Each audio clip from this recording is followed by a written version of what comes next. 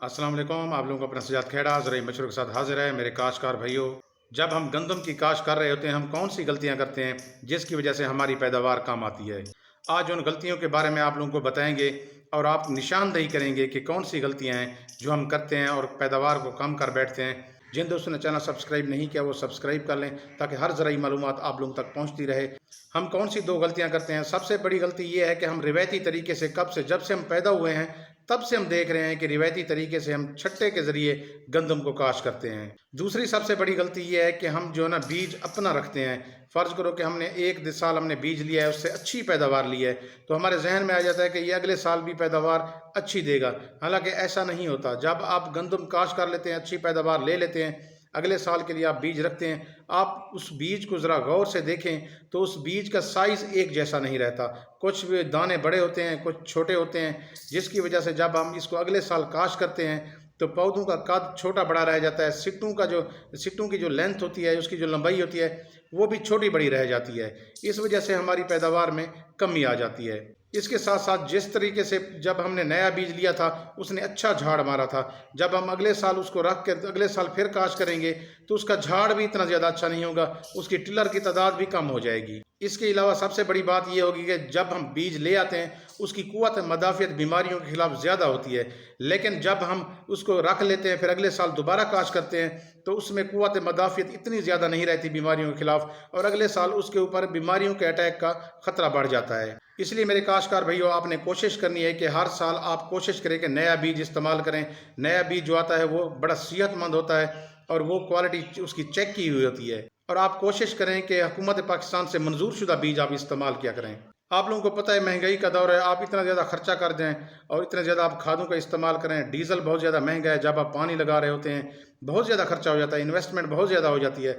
इसलिए काश्तकार भैया, जब आप हार्वेस्ट करते हैं, जब पैदावार उठाते हैं तो पैदावार में कमी हो जाती है।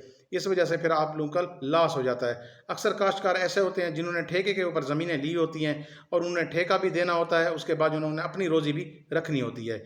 इसलिए काश्तकार भाइयों, आपने ये लाजमी करना है कि आपने बीज जो इस्तेमाल करना है, सेहतमंद बीज इस्तेमाल करना है, नया बीज इस्तेमाल करना है, हुकूमत पाकिस्तान से मंजूर शुदा बीज इस्तेमाल करना है। और इसके साथ साथ जब आप काश्त कर रहे हो तो बीज को जहर भी लाजमी लगाना है। आप ये देखें कि अभी तक हम छठे काश्त के ऊपर लगे हुए हैं, ब्रॉडकास्ट मेथड के ऊपर लगे हुए हैं। गंदम को हम छठे मेथड के ज़रिए काश्त कर रहे हैं। लोग ड्रिल की साइड पे आ रहे हैं। जो प्रोग्रेसिव फार्मर होते हैं, जो तरक्की पसंद फार्मर होते हैं, जो चाहते हैं कि हमारी ज़राअत में तरक्की हो, वो ड्रिल के ऊपर काश्त कर रहे हैं और पैदावार भी ज़्यादा उठा रहे होते हैं। आप ये देखें, आपको मैं ड्रिल और छट्टे का दोनों का कंपैरिजन बताता हूँ। जब आप छट्टा में करेंगे तो आप देखेंगे कि बीज एक तो इक्वली डिस्ट्रीब्यूट नहीं होगा, यानी बराबर बराबर ज़मीन के ऊपर नहीं जाएगा। और आप ये देखें कि एक ही जगह पे बाज़ वक़्त 15-15, 20-20 दाने चले जाते हैं और एक ही जगह पे वो उगते हैं। जब वो इतने करीब करीब पौधे खड़े हों तो वो पौधा झाड़ भी नहीं मारता। और जब पौधे करीब करीब हों, आपको लोगों को पता है कि आप बहुत सारी फसलें काश्त करते हैं, छिदरई हम किस लिए करवाते हैं? इसलिए तो करवाते हैं हम भी पौधों से पौधे दरमियान कोई थोड़ा बहुत फासला हो, पौधा झाड़ अच्छा मारे, उसके बाद जो उसकी पैदावार अच्छी हो। इसलिए काश्तकार भाइयों, जब आप छट्टे के ज़रिए आप काश्त करते हैं तो पौधे करीब करीब होते हैं, उनके दरमियान खाने का जो कंपटीशन है वो बढ़ जाता है और कद की तरफ वो ज़्यादा जाते हैं, और उसके बाद जो ना उसका सिट्टा छोटा रह जाता है और दानों की तादाद भी कम हो जाती है। और इस तरह करीब होने से पौधा झाड़ भी नहीं मार सकता। अगर झाड़ मारता भी है तो उसके टिलरों की तादाद, उसकी शाखें जो होती हैं उनकी तादाद बहुत ज़्यादा कम होती है। जब आप छट्टे के ज़रिए काश्त करेंगे तो वहाँ बीज की मिकदार भी ज़्यादा होगी, आपको खाद भी ज़्यादा देनी पड़ेगी। इसके साथ साथ जब हवाएं वगैरह चलती हैं, आंधी वगैरह चलती है, तो उस वक्त फसल गिरने के चांस ज़्यादा होते हैं। लेकिन आप जब ड्रिल के ऊपर काश्त करेंगे कि आप ये देखें कि उनके दरमियान कोई थोड़ा बहुत फासला होता है। जब फासला होगा तो वो पौधा झाड़ अच्छा मारेगा, उसके बाद जो ना सिट्टा उसका अच्छा होगा, खुराक उसको पूरी पूरी मिलेगी। और जब आंधी वगैरह आती है, हवाएं वगैरह चलती हैं, लेकिन आप ये देखें कि जब आप छट्टा सिस्टम करते हैं उस पे पौधे के ऊपर पौधा चढ़ा रहता है, बिल्कुल ऐसे साथ साथ खड़े रहते हैं और हवा उसमें से गुजर नहीं सकती। जब हवा उससे नहीं गुजरती तो फिर टकराती है और उसको फसल को जो गिरा देती है। लेकिन आप ड्रिल काश्त में ये देखें कि पौधे से पौधे के दरमियान जो है ना वो फासला होता है, और जब फासला होता है तो हवा के गुजरने के लिए भी रास्ता हो जाता है और फसल के गिरने के कम चांस होते हैं। इसलिए मेरे काश्तकार भाइयों, आप ये न समझें कि छट्टे के ज़रिए पैदावार अच्छी आती है और ड्रिल के ज़रिए नहीं आती।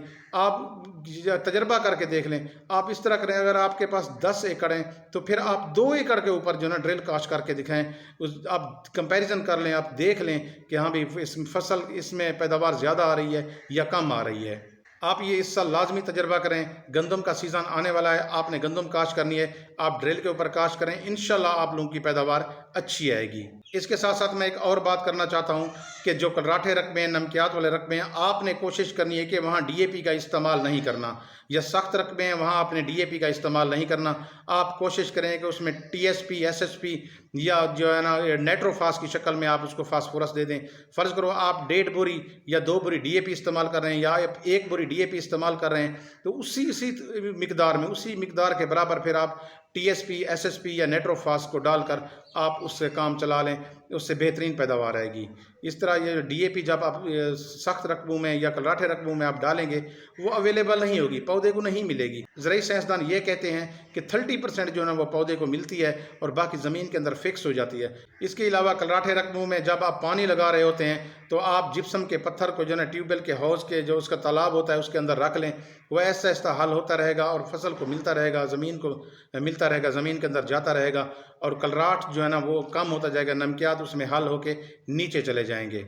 इस तरह कलराठ रकबे के अंदर जो फसलों में गैप होता है और कोई किसी जगह पे फसल अच्छी होती है, किसी जगह पे होती नहीं है, जगह खाली पड़ी होती है या छोटी रह जाती है, इस तरीके से वो ठीक रहेगी। उम्मीद है काश्तकार भाइयों आप लोगों को समझ आ गई होगी। जिन दोस्तों ने चैनल सब्सक्राइब नहीं किया वो सब्सक्राइब कर लें ताकि हर ज़राई मालूमात आप लोगों तक पहुँचती रहे। मुझे दीजिए इजाज़त। अल्लाह हाफिज़।